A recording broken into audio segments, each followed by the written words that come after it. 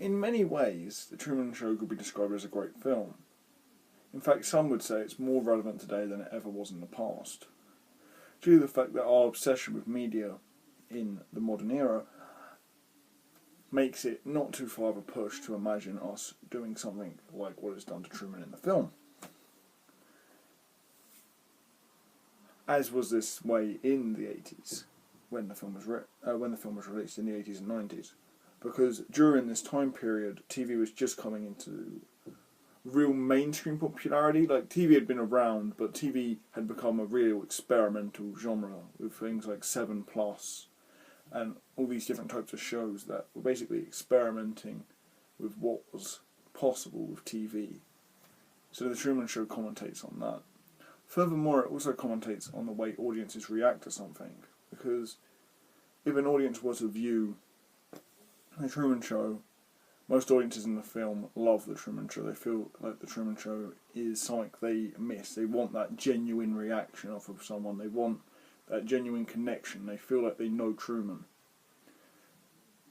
Which is good until you realise that right at the end of the film, when Truman leaves, they just move on. They don't exactly care.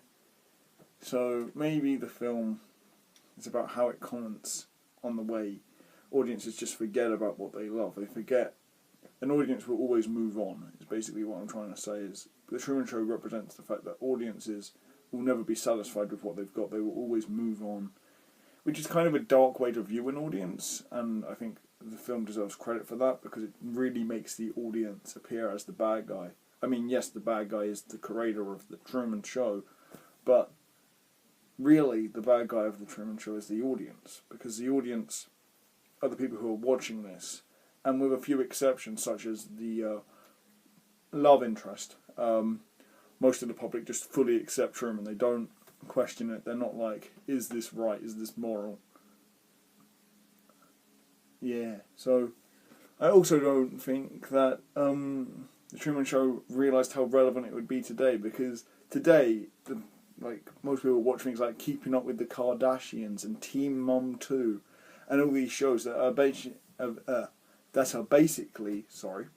taking what we perceive as an audience as real lives, or these people's real lives, and giving it to us. So, for example, with Keeping Up with the Kardashians, it follows the life of the Kardashians, although extremely edited.